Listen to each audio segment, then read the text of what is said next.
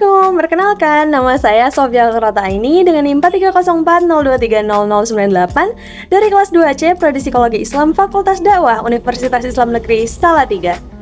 Adapun tujuan dari pembuatan video ini yakni untuk memenuhi tugas ujian akhir semester mata kuliah Psikologi Kognitif yang diampu oleh Ibu Widayati Lestari MPSI. Pada video ini, saya akan mereview sebuah jurnal terkait dengan psikologi kognitif yang membahas mengenai sesuatu yang sangat relevan dengan kehidupan kita saat ini, terutama selama pandemi COVID-19. Nah, jurnal ini berjudul Penerapan Psikologi Kognitif dalam Mengolah Berita Hoax di Media Sosial Selama Pandemi COVID-19, yang ditulis oleh Sofia Zaini Kulbi dari Universitas Islam Negeri Sunan Ampel, Surabaya, pada Indonesian Journal of Islamic Psychology, Volume 2, Number 2, Desember 2020. Nah, selama pandemi COVID-19, kita seringkali dihadapkan dengan berbagai informasi yang tidak jelas kebenarannya di media sosial. Nah, hal ini disebut dengan berita hoax, dan bisa sangat merugikan jika kita tidak dapat menyaring informasi dengan baik.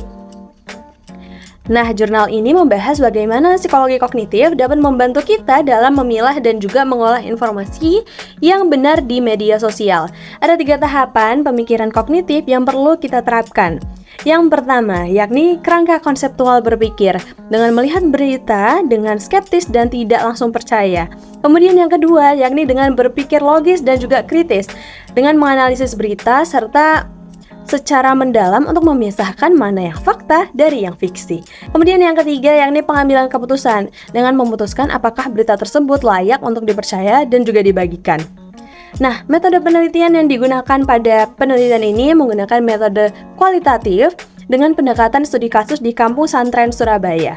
Nah, data ini dikumpulkan melalui wawancara serta observasi secara langsung untuk memahami bagaimana warga setempat menerima serta memproses dan juga menyebarkan informasi terkait dengan COVID-19 di media sosial.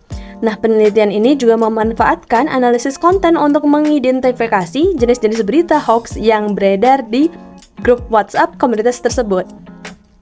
Nah, penelitian ini dilakukan seperti yang sudah saya jelaskan tadi di Kampung Santren Surabaya, di mana banyak warga yang menerima dan juga menyebarkan berita hoax terkait dengan COVID-19 melalui grup WhatsApp.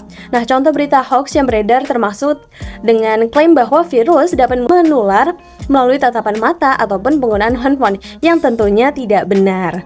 Nah, dengan psikologi kognitif tentunya dapat membantu kita untuk berpikir rasional dan juga kritis.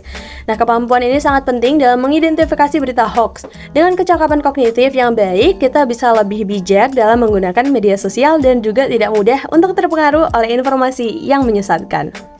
Adapun nilai positif dari jurnal ini yakni yang pertama, jurnal ini sangat relevan dengan situasi saat ini, di mana sampai saat ini masih banyak sekali penyebaran hoax yang menjadi masalah besar. Kemudian yang kedua, yakni dengan memberikan panduan praktis tentang bagaimana untuk menggunakan pemikiran kognitif untuk mengatasi berita-berita hoax. Kemudian yang ketiga, yakni penelitian kualitatif dengan studi kasus dapat memberikan wawasan yang mendalam dan juga kontekstual terkait dengan perilaku masyarakat dalam menerima informasi. Adapun nilai-nilai negatif, yang pertama yakni studi kasus di kampung pesantren ini mungkin tidak sepenuhnya dapat digenerasi ke populasi yang lebih luas. Kemudian dengan wawancara dan observasi mungkin tidak dapat mencakup semua variabel yang mempengaruhi penerimaan dari informasi hoax tersebut. Dan yang terakhir yakni mengandalkan satu metode penelitian mungkin dapat mengurangi keanekaragaman data yang bisa diperoleh dengan menggunakan metode campuran. Nah, jadi penting bagi kita semua untuk selalu dapat menerapkan pemikiran kognitif ketika berhadapan dengan informasi di media sosial. Mari kita jadi pengguna media sosial yang cerdas dan tidak mudah terjebak oleh berita hoax. Akhir kata, sekian yang dapat saya sampaikan, kurang lebihnya mohon maaf. Wassalamualaikum warahmatullahi wabarakatuh. Dadah!